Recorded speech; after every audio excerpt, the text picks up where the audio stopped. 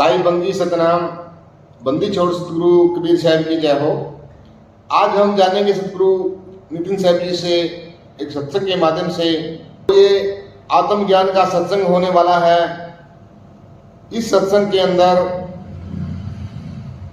बच्चे भी अपनी पढ़ाई के साथ साथ आत्मज्ञान के बारे में जानेंगे। आत्मा क्या होती है, परमात्मा क्या होता है, हमारा जो जन्म हुआ है इस संसार में क्यों हुआ है, हमारे जीवन का मूल उद्देश्य क्या है। तो आपने सत्संग को पूरा विवेक लगा के और पूरी बुद्धि लगा के सुनना है। गुड मॉर्निंग बच्चों, कैसे हैं आप सब? चेहरों से लग रहा है कि सब अच्छे हैं, सब स्माइली फेसेस हैं।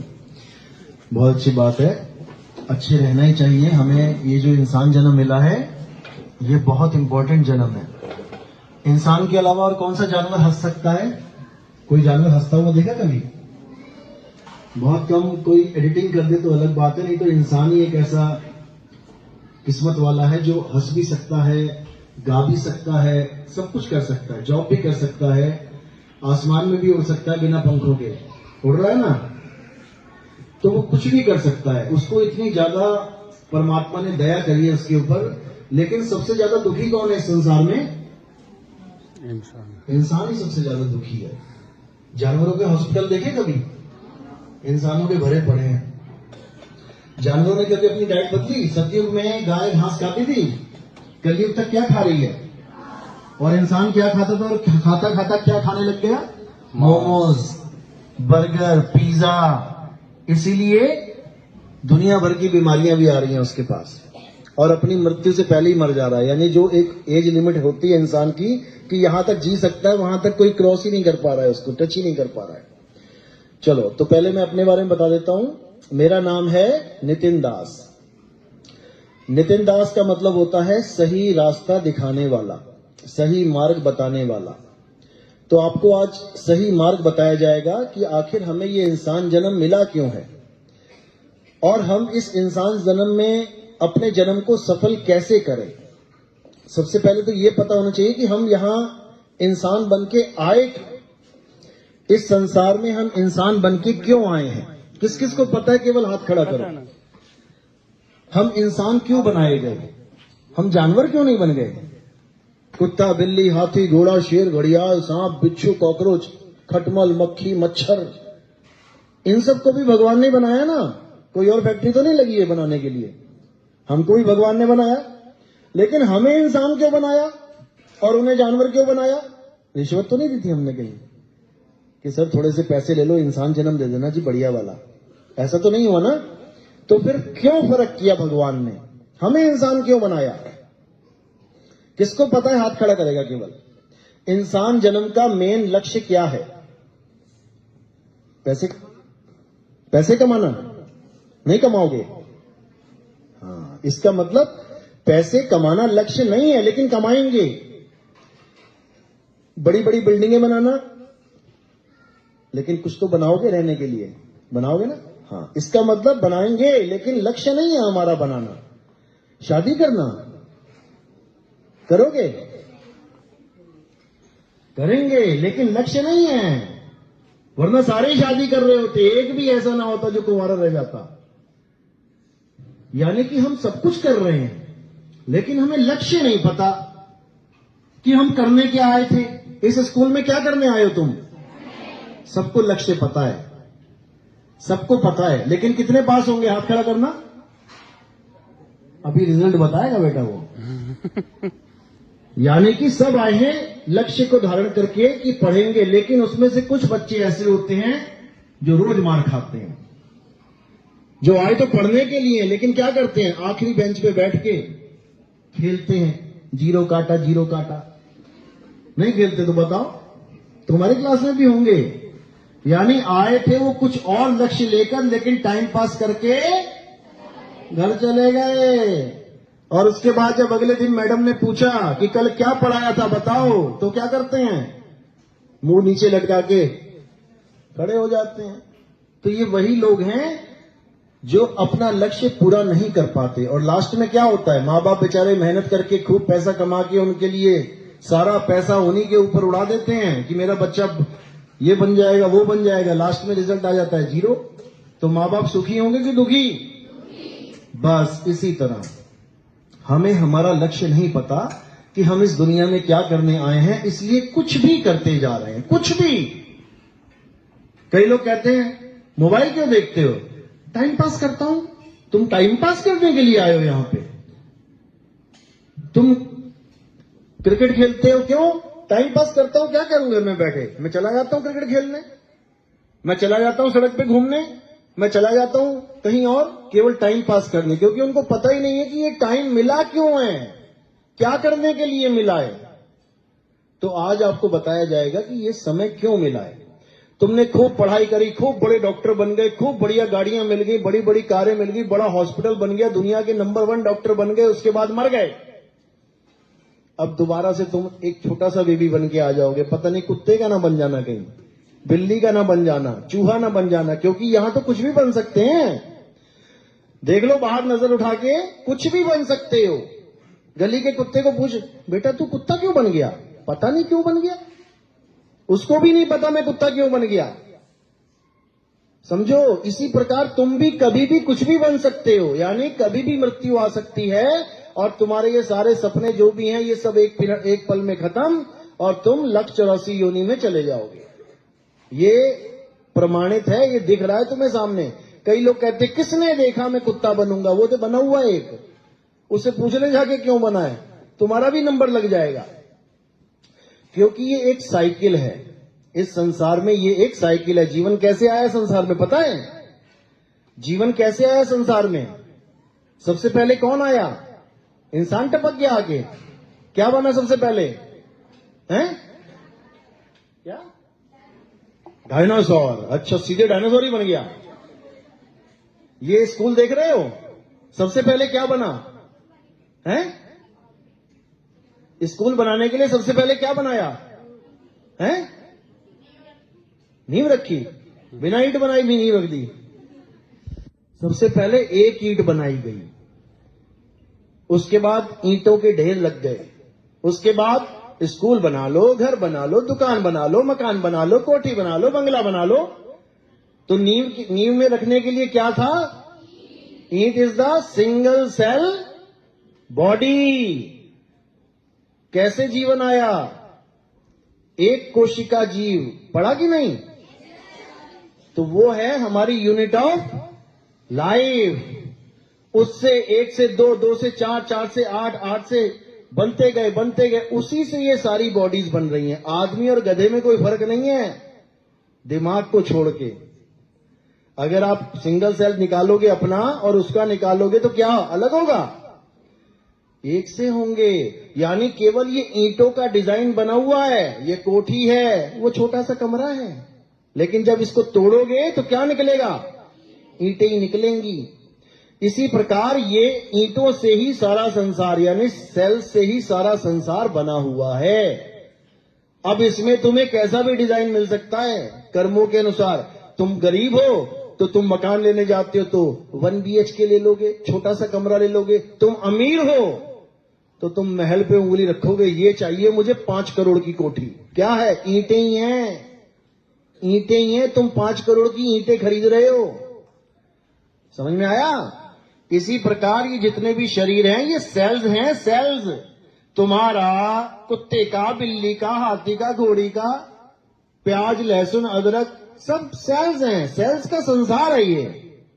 लेकिन अगर हमें ये कोठी मिली है, ये बंगला मिला है, ये शरीर मिला है, तो कुछ सोच समझ के मिला होगा।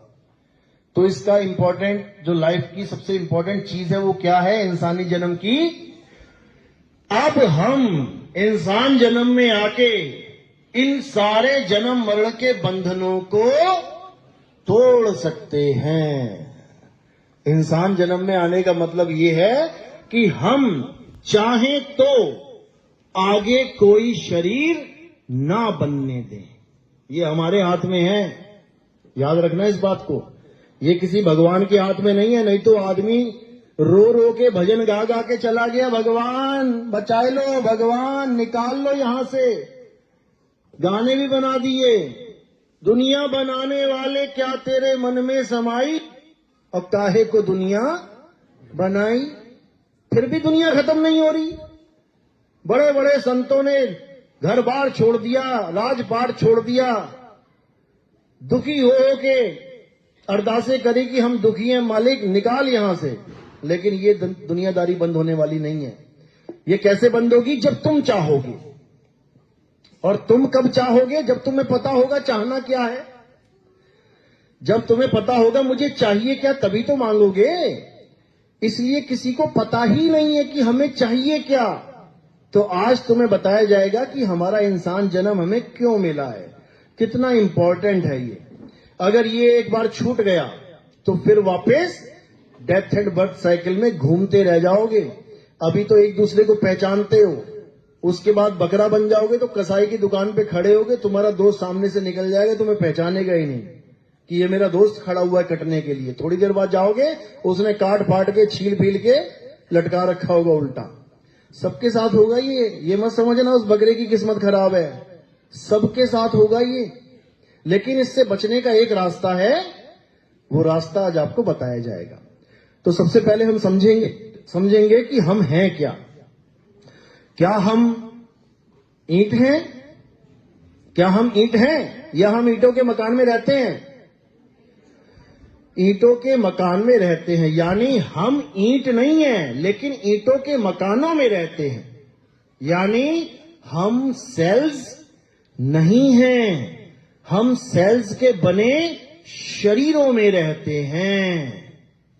बात समझ में आई? तो अगर मैं तुम्हें कहूं कि अपनी फोटो दो, तो तुम अपनी फोटो दे सकते हो मुझे? कौन कौन दे सकता है? हाथ खड़ा करो। अगर मैं कहूं अपनी फोटो खींच के दो, कौन कौन दे सकता है? बाकी नहीं दे सकते। कौन कौन नहीं दे सकता? कुछ बेचारे बीच में ही हैं, ना दे सकते ना ले सकते हैं। एक्टिव रहा करो, एक्टिविटी बहुत जरूरी है, वरना कुंभकर्ण बन जाओगे, सोते रह जाओगे। जब मैं कह रहा हूं कि अपनी फोटो खींच के दे सकते हो, तो आप क्या दोगे? ज्यादा से ज्यादा मोबाइल उठाओगे, सेल्फी लोगे, दिखा दोगे। अब एक बार विचार करो, अभी मैंने क्या बोला था कि तुम ईंट नहीं हो, तुम उसमें रहने वाले हो। तो तुमने किसकी फोटो खींच के दी? किसकी दी? ईंटों की। ये ईंटें हैं, तुमने ईंटों की फोटो खींची। यानी तुमको कोई पूछ रहा है अपनी फोटो भेजो, तुम अपने मकान की फोटो खींचो बाहर जाके, और वो मकान की फोटो सेंड कर दो। लोग हंसेंगे कि रोएंगे? हंसेंगे। क्यों? क्योंकि क्या कहेंगे, बंदे को पता ही नहीं है कि ये मकान है, ये तू नहीं है। इसी प्रकार तोते को अगर पूछा जाए तू तोता है कि पिंजड़ा, तो तोता क्या बोलेगा?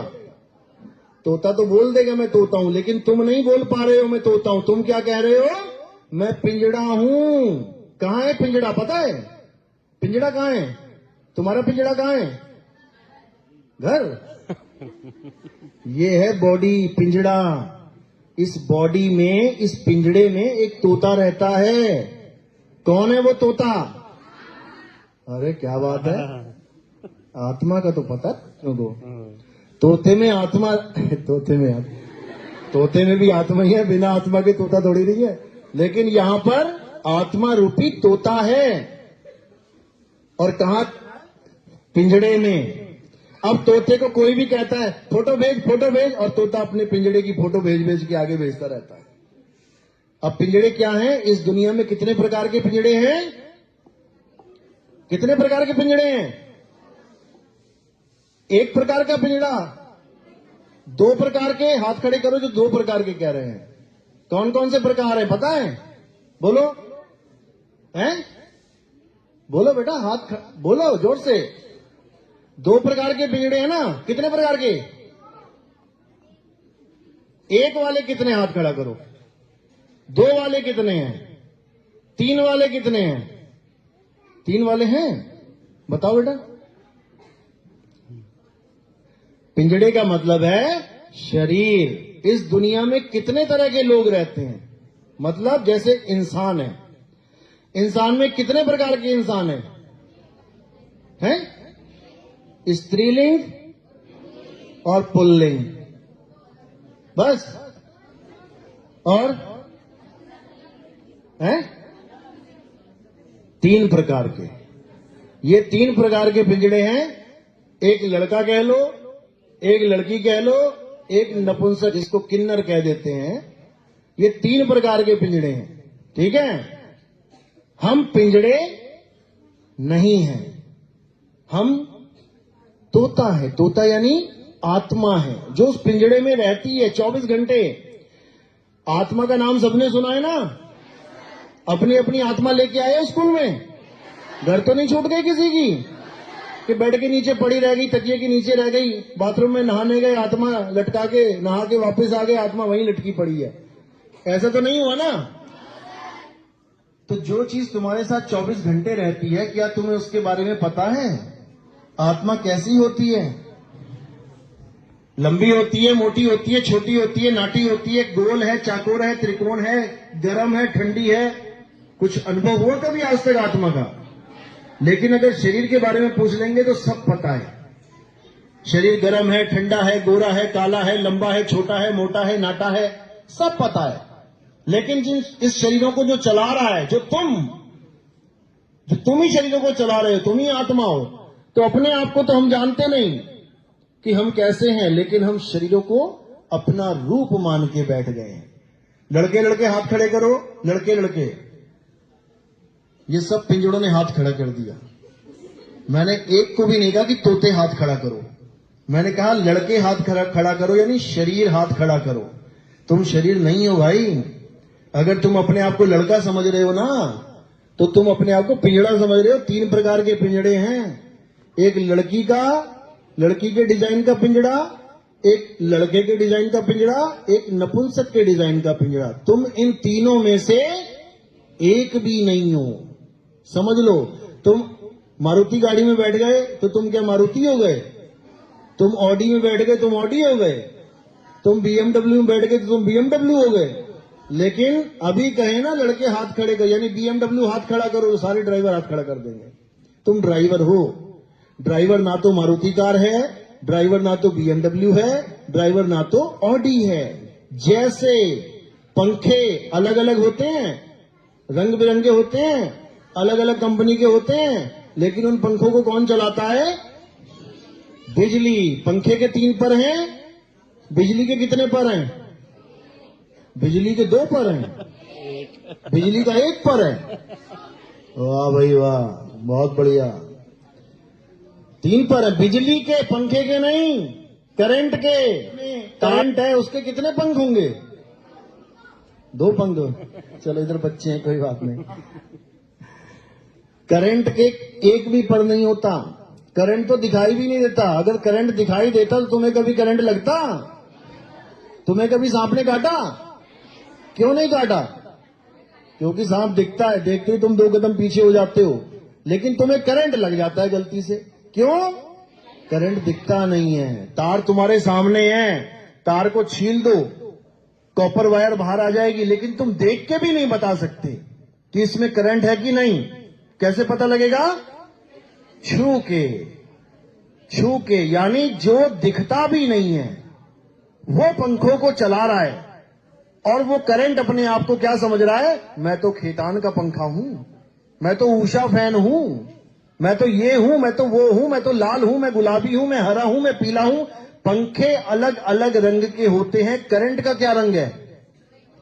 कोई नहीं। इसी प्रकार तुम्हारे रंग अलग अलग हैं। ये लड़की बहुत गोरी है, वो लड़का बड़ा काला है, समझ लो। ये पंखों का कलर है। तेरा कलर सफेद क्योंकि तेरे ऊपर सफेदी लगा दी, तू काला तेरे ऊपर काला का लगा दी। मकान देखो, हरा, गुलाबी, पीला। अब ये थोड़ी नहीं जो गुलाबी मकान में रहता है वो बंदा भी गुलाबी है। दरवाजा किया, नॉक नॉक, गुलाबी बंदा निकला, हाँ भाई क्या बात है? ऐसा नहीं होगा। यानी तुम्हारा शरीर काला, पीला, हरा, गुलाबी कैसा भी हो, लेकिन जो तुम्हारा असली स्वरूप है उसका कोई रंग रूप नहीं है, जिसे आत्मा कहते हैं। इसीलिए गीता में क्या बताया गया? हे अर्जुन, तू और मैं ये शरीर नहीं है। गीता पढ़ी किसी ने? हाथ खड़ा करो। किसी ने नहीं पढ़ी, किसी ने भी नहीं पढ़ी। लेकिन पूजा कौन कौन करते हैं? हाथ खड़ा करो। देखो, यानी तुम वो लोग हो जो कभी स्कूल गए नहीं, कभी पढ़े नहीं, लेकिन सब टीचरों की फोटो घर में लगी हुई है, रोज माथा टेकते हो। समझो इस बात को। तुम टीचर को माथा टेक रहे हो, घंटी बजा रहे हो, तिलक लगा रहे हो, मुंह में लड्डू ठूस के आ रहे हो, लेकिन जो टीचर बोल रहा है, जो पढ़ा रहा है, वो तुमने कभी पढ़ा ही नहीं। तो कृष्ण जी यहां पर लड्डू खाने के लिए नहीं आए थे कि उनको लड्डू गोपाल बना दिया कि बस लड्डू ही खिलाते रहो भगवान को, डायबिटीज हो जाएगी उनको। कृष्ण जी यहां पे आए थे हमें ज्ञान देने के लिए। कौन सा ज्ञान दिया उन्होंने? गीता का ज्ञान। और गीता का ज्ञान जब तक तुम नहीं समझोगे, तुम कभी अपने धर्म को जान ही नहीं सकते। समझो, अगर तुम कभी अंग्रेजी ना पढ़ो तो तुम अंग्रेजी बोल सकते हो क्या? तुम कभी मैथ की क्लास ही तुम ना लो, तुम क्या वहां पे मैथमेटिशियन बन सकते हो क्या? तुम कभी एक्टिंग की क्लास ही ना लो, तुम एक्टर बन सकते हो क्या? नहीं हो सकता। इसी प्रकार जो लोग धर्म के नाम पे डंडे लेके निकलते हैं, वो कौन लोग हैं? जिन्होंने कभी धर्म को जाना ही नहीं, जिन्होंने कभी समझा ही नहीं कि गीता कहती क्या है। गीता में साफ लिखा है, हे अर्जुन, तू और मैं ये नाशवान शरीर नहीं है। तू और मैं कौन है? हम अविनाशी आत्मा हैं। हे अर्जुन, इस आत्मा को ना तो कोई शस्त्र काट सकता है, सुना ना ये, ना अग्नि जला सकती है, ना वायु सुखा सकती है, ना जल भिगो सकता है। किस किस ने सुना? हाथ खड़े करो। बहुत अच्छी बात है, सुन लिया लेकिन समझा नहीं। उन्होंने ये भी कहा कि अपनी आत्मा को, जिसको कोई काट नहीं सकता, जला नहीं सकता, सुखा नहीं सकता, अपनी आत्मा को जान लेना ही परमात्मा को जान लेना है। क्योंकि परमात्मा को भी कोई काट नहीं सकता, जला नहीं सकता, सुखा नहीं सकता। तो अपनी आत्मा को जानना है। लेकिन हम क्या करने लग गए? किसकी पूजा करने लग गए? जिसको काटा भी जा सकता है, जलाया भी जा सकता है, जिसको शस्त्र छेद भी सकता है।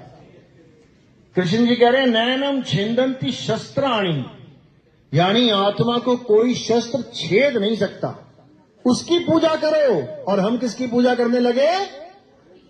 जिसके पैर को शस्त्र ने छेद दिया। कृष्ण जी की मृत्यु कैसे हुई थी? पैर में तीर लग के। तो तीर लग गया जिसके तीर लग गया, क्या उसकी महिमा कृष्ण जी गा रहे हैं? जिसके पैर में तीर लग गया, क्या उसको पूजने के लिए बोल रहे हैं? वो समझा क्या रहे हैं? जिसको शस्त्र काट नहीं सकता, अग्नि जला नहीं सकती। राम जी की मृत्यु कैसे हुई थी? कैसे गए थे दुनिया से, दुनिया छोड़ के? पता है? हाथ खड़ा करो जिसको पता है। सरयू नदी में डूब के उसमें प्राण त्यागे उन्होंने, पानी के अंदर। यानी पानी ने शरीर को,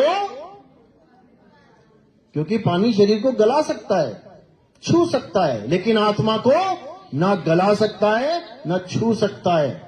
तो उस आत्मा का ज्ञान गीता में कूट कूट के भरा है, लेकिन हमें वो ज्ञान कभी किसी ने दिया ही नहीं। हमें क्या बता दिया? तुम हिंदू हो, चलो मंदिर चलो, मंदिर चलो, मंदिर चलो, घंटी बजाओ, पूजा करो, पाठ करो, ये करो, वो करो, चलो जी प्रसाद खाओ, घर चले जाओ। और आत्मा का क्या करें? आत्मा का तो कोई ज्ञान हुआ ही नहीं। बचपन से लेके बुढ़े हो गए, तुम किसी बुढ़े को भी पूछोगे ना, अंकल जी आत्मा कैसी होती होगा? मुझे क्या पता आत्मा कैसी होती है। अरे सारी उम्र तुम अध्यात्म में, सारी उम्र तुम भक्तों में, सारी उम्र तुम मंदिरों में घूमते रहे, आज तक तुम्हें ज्ञान नहीं हुआ कि आत्मा कैसी होती है? क्योंकि वो कभी हो ही नहीं सकता ज्ञान। कब तक नहीं हो सकता? जब तक तुम्हारे जीवन में कोई आत्मज्ञानी गुरु ना आए, तब तक तुम्हें ये ज्ञान हो ही नहीं सकता। तुम्हें चाइनीज भाषा आ सकती है क्या? जब तक कोई जीवन में तुम्हारे चाइनीज सिखाने वाला ना आ गया, तब तक तुम सारा जीवन बिता दोगे। चाइना तुम्हारे बिल्कुल बगल में है, तुम्हारे देश के साथ टच हो रहा है, लेकिन फिर भी तुम चाइना की भाषा नहीं जान सकते। क्यों? तुम्हें वैसा गुरु ही नहीं मिला। इसी प्रकार सारी उम्र आत्मा तुम्हारे साथ है, लेकिन तुम्हारे जो चीज साथ है, जिसकी वजह से तुम खा रहे हो, पी रहे हो, चल रहे हो, दौड़ रहे हो, हंस रहे हो, बोल रहे हो, उस आत्मा को तुम नहीं जान पाओगे, जान ही नहीं सकते। वो तुम्हारे साथ है हमेशा। पंखे के साथ हमेशा करंट है, तभी तो दौड़ रहा है। लेकिन दुख की बात यह है कि उसको पता ही नहीं है कि करंट क्या है, पंखा क्या है, उसको कुछ अता पता ही नहीं है। इसको कहते हैं आत्मज्ञान की कमी। अब इस आत्मज्ञान की कमी कैसे पूरी होती है? कबीर साहब समझा रहे हैं, जल में मीन प्यासी, मोहे देखत आवे हांसी, आत्म ज्ञान बिना नर भटके, कभी काबा कभी काशी। यानी जो लोग काबा की तरफ भाग रहे हैं, पूजा करने, कहां जा रहे हो? मक्का मदीना जा रहा हूं। क्या करने? अल्लाह की बंदगी करने। अच्छा, तुम कहां जा रहे हो? मैं काशी जा रहा हूं, अयोध्या जा रहा हूं, केदारनाथ जा रहा हूं, बद्रीनाथ जा रहा हूं, द्वारका जा रहा हूं। क्यों? भगवान की पूजा करने। अच्छा, यानी भगवान वहां रहते हैं। तो जो मंदिर तुम्हारे घर में है, वहां कौन रहता है? अरे हाँ, मंदिर तो मेरे घर में भी है। तो वहां क्या करने जा रहे हो?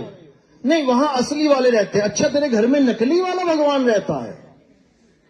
365 दिन में 364 दिन तो नकली भगवान को पूजता है घर में, और फिर एक दिन छुट्टी लेके जाता है वहां पूजने। यही अज्ञानता है, यही अज्ञानता है। असल में भगवान किसी मंदिर में, मस्जिद में, गुरुद्वारों में, चर्च में, या तुम कोई भी जगह बना दो ईंट पत्थर की, सीमेंट लगा लगा के, पेंट कर करके, क्या भगवान वहां रहने आ जाएगा? मैं प्रधानमंत्री के लिए छोटा सा कमरा बना देता हूं अपने घर के साथ में, वो रहने आ जाएगा क्या? कहां रहते हैं वो? कहां रहते हैं प्रधानमंत्री? सरकारी आवास है उनका, वहीं रहते हैं वो। हमारे बनाए कमरों में नहीं रहते। तो भगवान कहां रहेंगे? तुमने छोटी सी झोपड़ी बना दी, भगवान वहां घुस जाएंगे जाके। परमात्मा कहां रहता है? परमात्मा आत्मा में रहता है, आत्मा में रहता है। जहां मोदी जी, जहां प्रधानमंत्री रहते हैं, वहां कोई परिंदा पर मार सकता है क्या? तुम्हारे घर में तो एक बुलडोजर चला तो टूट जाएगा। मोदी जी के पास, प्रधानमंत्री के पास परिंदा पर नहीं मार पा रहा, और भगवान के घर को ढा दोगे तुम? कौन पावरफुल हुआ फिर? समझो इस बात को। ये तुम्हारे बनाए हुए मकान है, मंदिर, मस्जिद, गुरुद्वारा हुए, अभी सब तोड़ फोड़ हो जाएगी, अभी बम फोड़ो सब सपाट हो जाएगा। लेकिन जहां परमात्मा रहता है, वो चीज कभी नष्ट हो ही नहीं सकती। तो ऐसी कौन सी चीज है जो कभी नष्ट नहीं हो सकती? आत्मा। उसी आत्मा में परमात्मा का वास है। वो ऐसी जगह रहता है जहां पानी छू नहीं सकता, कोई कितनी गोलियां चलाते रहे, उसका मकान टूट नहीं सकता। आत्मा ही परमात्मा का निवास स्थान है। कैसे? कबीर साहब समझा रहे हैं, ज्यों तिल माही तेल है। तुम्हारे घर में तिल की भरी हुई 1 क्विंटल की बोरी पड़ी है। अब तुम्हें फोन आया, भैया तिलों का तेल चाहिए, और तुम कहां जा रहे हो? मार्केट ढूंढने। अरे देखो तिल की, कहां तेल कहां है, दुकान देखो, ढूंढो। तो वो समझदार है कि बेवकूफ है? बेवकूफ है। क्यों? क्योंकि तिल कहां है? घर पे। और तेल कहां है? तिल में। ज्यों तिल माही तेल है, और ज्यों चकमक में आग। चकमक पत्थर सुना है? चकमक पत्थर, जिससे टकराने पे आग पैदा होती है, पता है ना? तो अगर तुम चकमक पत्थर यहां टकराओगे तो आग कहां पैदा होगी? इफ्को चौक पे। सोच लो एक बार, अगर पत्थर यहां पड़ा है तो आग इफ्को चौक पे या दिल्ली में नहीं होगी, कहां होगी? यहीं पे होगी। जहां पत्थर है वहीं आग है। तो साहिब समझा रहे हैं, ज्यों तिल माही तेल है, और ज्यों चकमक में आग, तेरा साईं तुझ में है, जाग सके तो जाग। अब ये जगा रहे हैं, और सारी उम्र हो गई दोहे सुनते हुए, लेकिन कोई जाग ही नहीं रहा है, कोई जाग ही नहीं रहा है। तिल घर में पड़ा है और तेल ढूंढने जा रहा है मक्का मदीना में। तिल घर में पड़ा है, तेल ढूंढने जा रहा है काशी में। तिल घर में पड़े हैं, तेल ढूंढने जा रहा है, बद्रीनाथ, केदारनाथ, फलाना ढिकाना, जितने भी तीर्थ स्थान है वहां पे जा रहा है। अरे जहां तेरी आत्मा है वहीं परमात्मा का वास है। इसलिए साहिब कह रहे हैं, मुंह को कहां ढूंढे रे बंदे, मैं तो तेरे पास में। सुन रखा है क्या ये? अरे क्या बात है बच्चों, बहुत बढ़िया। सुन ही रखा है, केवल समझ नहीं रखा है। मुंह को कहां ढूंढे रे बंदे, मैं तो तेरे पास में। ना मंदिर में, ना मस्जिद में, ना काबे कैलाश में, ना में जप में, ना में तप में, ना एकांत निवास में। अब देख लो, ये जितनी भी लाइनों में बोला गया ना, अगर तुम यहां जाते हो तो वो तुम्हें कभी मिलने वाला। तो कहां कहां मना किया? ना मंदिर में। मंदिर में ठीक है तुम जाते हो, कोई बात नहीं, बचपन में जा सकते हो, लेकिन कहो कि मंदिर में भगवान है, वो नहीं है। अगर मंदिर में भगवान होता तो क्या कभी भगवान के सामने से उसका गल्ला चोरी हो जाता? लेकिन देखो अखबारों में, भगवान के मंदिर का ताला टूटा, भगवान का गल्ला चोरी हो गया। अरे भगवान को ही उठा के ले गए, मूर्ति चोरी हो गई। अरे ऐसा भी होता है क्या? ये हाल बता रहा हूं मैं अज्ञानता का। यानी भगवान मंदिर में रहता होता तो कोई भगवान के सामने गल्ला उठा के ले जाता? तुम घर में बैठे हो, जाग रहे हो, तुम्हारे घर, तुम्हारे सामने तुम्हारा फोन पड़ा, आईफोन, कोई भी आएगा उठा के ले जाएगा, तुम जाने दोगे? तो जब एक भगत, एक आम इंसान अपने सामने रखी वस्तु को बचा सकता है चोर से, तो भगवान क्यों नहीं बचा सकता? वो तो भगवान है। सोमनाथ मंदिर में कितनी बार चोरी हुई थी? कितनी बार है?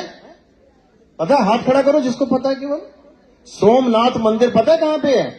केरल में है। कहां पे है? हरियाणा में, मानेसर में तो नहीं है। कहां पे है? अरे सोमनाथ मंदिर बड़ा फेमस है भाई। अयोध्या मंदिर कहां पे है? अयोध्या में ही है, ठीक है। सोमनाथ मंदिर कहां है? गुजरात में है। सोमनाथ मंदिर में कितनी बार चोरी हुई? 17 बार। किसने चोरी करी? चोरों ने। जो देश के बाहर से मुसलमान आए थे उन लोगों ने चोरी करी, 17 बार करी। सारा मंदिर चुरा के, मतलब सारा सामान चुरा के ले जाते थे। चलो ठीक है, तुम्हारे घर में एक चोर आया, सारा सामान चुरा के ले गया, दीवारें बच गई केवल। अब दोबारा चोरी करने आएगा क्या? तो मंदिर में 17 बार क्यों आया? पहली बार में सारा मंदिर खाली कर दिया, दोबारा क्यों आएगा दीवारें देखने? क्यों आया? दोबारा सजा दिया। बहुत बढ़िया, तालियां बजाओगे ना इसके लिए। ये जवाब दे नहीं पाता कोई भी कि जब एक बार पूरा मंदिर खाली करके चले गए दोबारा क्यों आए? क्योंकि कुछ लोगों ने, अज्ञानियों ने दोबारा मंदिर सजा दिया, वही सोने की मूर्तियां, वही हीरे जवाहरात फिर लाद दिया। महाराज जी फिर आ गए, दोबारा खाली कर दिया। अब तो नहीं आना चाहिए था ना, लेकिन फिर आ गए। क्यों? महाराज जी ने फिर सजा दिया। तीसरी बार ले गए, चौथी बार सजा दिया, चौथी बार ले गए, पांचवी बार सजा दिया, पांचवी बार ले गए, छठी बार सजा दिया, करते करते 17 बार हमारे देश का खजाना लुटवा दिया मूर्खों ने। मूर्खों ने। अरे या तो रखो मत, और रखो तो कम से कम उसकी। वेरी गुड, फिर से तालियां बजाओ सबके लिए। हम सोने की चिड़िया थे, मिट्टी की चिड़िया बना दिया हमें। 17 बार के बाद 18वीं बार क्यों नहीं आया? ऐसा थोड़ी नहीं है, रखा था, लेकिन अब होशियार हो गए थे हम लोग। अब हमने सोने की जगह कौन सा रख दिया? पत्थर का। आ बेटा, लाद के लेके जा पत्थर। आएगा कभी? कभी नहीं आएगा। तुम सोने का हार पहनो तो 36 चोर आ जाएंगे, तुम पत्थर का हार पहन के जाना। तुम पत्थर के कड़े पहन के जाना, मिट्टी से बने हुए कड़े पहन के जाना। आएगा कोई चोरी करने? कहेगा जा रहे, इसको कौन चुराएगा? इसी प्रकार 17 बार लुटने के बाद हमें अकल आ गई कि भाई ये भगवान अपनी रक्षा करने वाला नहीं है, इसलिए अब क्वालिटी चेंज कर दो। तो सोने की जगह पत्थर रख दिया गया, इसलिए बच गया, नहीं तो 1700 बार लुट जाता। छोड़ो 17 बार। तो कहने का मतलब अगर भगवान मंदिर में होता तो अपने मंदिर की रक्षा तो करता। किसी को शक तो नहीं है इसमें? अगर शक है तो एक बार ऐसा करना, किसी शादी में चले जाना, भगवान जी की मूर्ति घर के बाहर लगा देना और दरवाजे में ताले मत लगाना। दरवाजों में ताले नहीं लगाना, भगवान की मूर्ति रख देना घर के बाहर, जिसको तुम सबसे ज्यादा मानते हो। और जब आओगे तो क्या होगा? और भगवान जी कहां होंगे? दरवाजे पे ही खड़े होंगे। अब तुम एक आदमी रख देना, चौकीदार, ताला मत लगाना। जब वापस आओगे तो क्या मिलेगा घर में? सब कुछ मिलेगा। क्यों? भगवान नहीं रोक पाया, एक आदमी ने रोक लिया। क्यों? कारण क्या है? वेरी गुड, अब लगाओ ताली जोरदार। बस यही जागृति है। जिसके अंदर आत्मा है वो रोक सकता है, जिसके अंदर आत्मा नहीं है। बस तुम्हारे पीछे 4 कुत्ते पड़ गए हैं, सामने 50 फुट की भगवान की मूर्ति है, किसी गुरु की मूर्ति है, किसी की भी मूर्ति है, तुम उसकी तरफ भागोगे या एक आदमी की तरफ भागोगे जो 5 फुट का आदमी और 5 फुट का लठ लेके खड़ा है? किसकी तरफ जाओगे? 50 फुट के भगवान की तरफ तो नहीं भागोगे। अगर भाग गए तो क्या होगा? कुत्ते काट काट के सुझा देंगे। समझ लेना, कुत्ता किसी मूर्ति से नहीं डरता। किससे डरता है? लठ से डरता है वो, समझ लो। और किसी मुर्दे के पास लठ पड़ाओ तो किसकी तरफ भागोगे? फिर लठ की तरफ भागेंगे। Very good. अब मुर्दा नहीं बचाएगा तुम्हें, अब कौन बचाएगा? अब तुम्हें खुद बचना पड़ेगा लठ से, यानी लाठी तुम खुद उठाओगे, खुद मारोगे, खुद भागेंगे। इसी प्रकार जितनी भी महिमा है इस दुनिया में, किसकी महिमा है? आत्मा की। तुम्हारे पापा तुम्हें बहुत प्यार करते हैं कि नहीं? तुम अपने माँ बाप को प्यार करते हो? तुम अपने माँ बाप को कितने दिन रख सकते हो अपने घर में? या तुम्हारे पिताजी तुम्हें कितने दिन रख सकते हैं घर में? हैं? सारी उम्र रख सकते हैं। मान के चलो 50 साल उम्र है एवरेज, 50 साल तक रख लेंगे तुम्हारे मम्मी पापा। और अगर आज ही तुम्हारी आत्मा निकल जाए शरीर से, कितने दिन रखेंगे? 1 दिन रख लेंगे। अच्छा, कहने का मतलब अगर तुम्हें कोई रख रहा है अपने घर में, चाहे तुम्हारा माँ बाप क्यों ना हो, वो तुम्हें इसलिए रख रहा है क्योंकि तुम्हारे अंदर, और जिस दिन आत्मा नहीं है कहां रख देंगे पता है? चिता के ऊपर रख देंगे, आग में जला देंगे तुम्हारे अपने माँ बाप। इतना प्यार है केवल तुमसे, समझ लो। तुम्हारी उंगली पकड़ के कभी तुम्हारे पापा आग के ऊपर रख सकते हैं? क्यों? क्योंकि आत्मा है। जिस दिन आत्मा निकल गई उस दिन क्या करेंगे? उंगली छोड़ो, तुम्हें पूरा उठा के ऊपर रख देंगे। तो इसलिए आत्मा को जानो। जिस दिन तुमने आत्मा का ज्ञान प्राप्त कर लिया उस दिन तुम्हें समझ में आ जाएगा कि हम सब में आत्मा विराजमान है। करंट कभी ये जान ही नहीं सकता बिना गुरु के कि मैं करंट हूं। आत्मा कभी जान ही नहीं सकती बिना गुरु के कि मैं आत्मा हूं। और जब गुरु मिल जाएगा तुम्हें आत्मा का ज्ञान हो जाएगा, तुम्हें पता लग जाएगा मैं क्या हूं, यानी मैं पंखा हूं या करंट हूं। तुम्हें पता लग गया कि मैं आत्मा हूं। अब तुम सामने वाले को क्या करके देखोगे? आत्मा करके देखोगे। यानी जब तक तुम्हें अपनी आत्मा का ज्ञान नहीं हो गया कि मैं कैसा हूं, तब तक तुम अपने मां को, बाप को, भाई को, बहन को, किसी दोस्त मित्र को जान ही नहीं सकते कि मेरा दोस्त असल में है कैसा। तुम क्या करोगे? पिंजड़े को ही तुम अपना दोस्त मानते रह जाओगे। यानी तोता पिंजड़े को ही अपना मित्र मानता रह जाएगा। तोता कभी तोते को जान ही नहीं पाएगा कि हम दोनों तोते थे। और एक दूसरे को क्या मान के चले गए सारी उम्र? पिंजड़ा मान के चले गए। दोनों हाथों में बाहों में डाल के फोटो खिंचवा रहे हैं। क्या हो रहा है? पिंजड़ा पिंजड़े के साथ फोटो खिंचवा रहा है। न तोते इसको पता कि मैं कैसा हूं, न तोते उसको पता मैं कैसा हूं। तो अगर अपने आप को जानना है तो क्या करना पड़ेगा? तुम्हें गुरु धारण करना पड़ेगा। और वो गुरु क्या बताएगा? मंदिर जाओ, मस्जिद जाओ, गुरुद्वारे बताओ, राम राम करो, राधे राधे करो, कुछ नहीं बताएगा वो। ऐसा कह रहे हैं नाम है जप में, नाम है तप में। जप का मतलब क्या होता है? नाम जपना। जैसे यूट्यूब खोलो, बाबा जी बैठे होंगे हैं पीली चादर ओढ़ के बढ़िया वाली। अब तुम देखोगे कि क्या बोल रहे हैं, वो क्या कहेंगे, क्यों? क्योंकि वो हिंदू हैं। तो क्या बोलेंगे, राधे राधे जपो बेटा, राम राम जपो बेटा, वाहिगुरु वाहिगुरु नहीं बोलेंगे, अल्लाह अल्लाह नहीं बोलेंगे, हालेलुया नहीं बोलेंगे। वो क्या बोलेंगे कि राम राम करो, राधे राधे करो। क्यों? क्योंकि वो अपने आप को हिंदू धर्म का मान बैठी है। आत्मा का क्या धर्म है? सोच लो, कोई धर्म नहीं है। धर्म किसका है?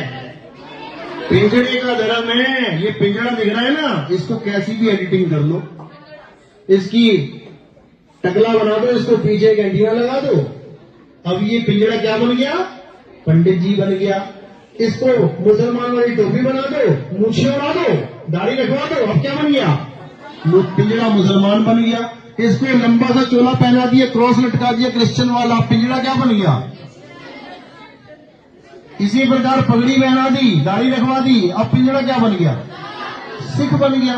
पिंजड़े को तुम कैसा भी एडिट कर सकते हो, लेकिन आत्मा एडिट नहीं हो सकती। आत्मा जैसी थी वैसी है और वैसी ही, बस इसको समझना है। अब तुम्हें अगर कोई भी एडिटिंग वाला गुरु मिलता है, यानी धार्मिक गुरु मिलता है, हिंदुओं को हिंदू वाला मिल गया, मुसलमानों को मुसलमान वाला मिल गया, सिखों को सिख वाला, इसका मतलब वो तुम्हें पिंजड़ा ही बना के रखेगा। तुम कभी आत्मा हो ही नहीं सकते, यानी आत्मा का ज्ञान प्राप्त कर ही नहीं सकते। तुम्हें हमेशा किसी न किसी धार्मिक नामों में फंसा दिया जाएगा। तुम क्या हो? हिंदू हो, बेटा राम राम जपो। तुम क्या हो? मुसलमान, अच्छा अल्लाह अल्लाह करो। तुम क्या हो? सिख, वाहिगुरु वाहिगुरु करो। अब इनसे केवल ये पूछ लें कि ये राम, वाहिगुरु या अल्लाह, ये सब क्या है? क्या है ये सब? ये सब नाम है। नाम, अल्लाह, वाहिगुरु नाम है। तो ये नाम कैसे बने हैं? नाम की इकाई क्या है? जैसे शरीर की इकाई क्या है? सेल। मकानों की इकाई क्या है? ईंट। नाम की इकाई क्या है? हैं? शब्द, सीधे ही शब्द। अक्षर, अक्षर इकाई है। आ आ ई ई उ उ का खा गा चा छा टा, ये इकाई है, यानी ये ईंटें हैं। इन ईंटों से तुम कितनी बड़ी मंजिल बना लो, हनुमान चालीसा बना दो तुम इसी से, तुम इससे पूरे वेद लिख डालो, तुम गीता लिख दो, तुम कबीर वाणी लिख, किससे लिख रहे हो? अक्षरों से। अगर हम ये अक्षर हटा दें, हट जाओ अक्षर, अब बताओ तुम्हारा नाम है क्या? नाम है तुम्हारा? क्या नाम है तुम्हारा? तुम जो भी नाम लेके बैठे हो, किसकी वजह से? हमने अक्षर ही हटा दिए जीवन से। अब क्या नाम है तुम्हारा? कुछ भी नहीं है। ये अक्षर किसने बनाए? ये अक्षर किसने बनाए? आत्मा ने तो बनाए, बिना आत्मा के नहीं बनेंगे, लेकिन किसने बनाए? अक्षर की खोज किसने करी? इंसान ने। कुत्ते ने नहीं बना लिए, बकरी नहीं बोल रही है हाउ आर यू, वो मैं कर रही है, सारी उम्र वही करके चली जाती है। इंसानों ने बनाए हैं। इंसानों में भी किसने? दादाजी ने या परदादा जी ने? किसने बनाए? आदि मानव ने। आदि मानव ने बनाए। हिंदुस्तान में जो आदि मानव रहते थे, उन्होंने कितने अक्षर बनाए? हमारी भाषा के कितने अक्षर हैं? हैं? कितने? आ आ ई गिनी कभी? कितने हैं? 13। अरे आ आ ई स्वर और व्यंजन मिला के 52। तालियां बजाओ इनके लिए, बहुत बढ़िया। तो आदि मानव जो हमारे देश में थे, उन्होंने 52 बनाए। तो क्या सारी दुनिया में 52